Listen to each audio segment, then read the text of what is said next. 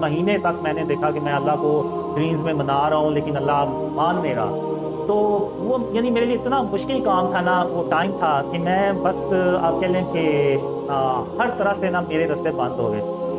तो अब ये वो वक़्त था कि जब मेरे ज़हन में अल्लाह ने एक बात डाली, और वो फिर मैंने उस पे गौर किया और मैंने कहा कि हाँ, अगर मैं ये काम करूँ तो अल्लाह मेरे लिए ज़रूर रास्ते खोलेगा। और वो ये था कि मैंने कभी ज़िंदगी में ना अल्लाह को रहमान कह के नहीं था बुलाया। तो 2007 में मैंने पहली बार अल्लाह को ना रहमान कह के बुलाया। तो वो एक दुआ थी, जैसे वो यूनुस अलैहिस्सलाम की दुआ है, ला इलाहा इल्ला अंता सुब्हानका इन्नी कुन्तु मिनज़ ज़ालिमीन। तो इस तरह की वो एक दुआ थी।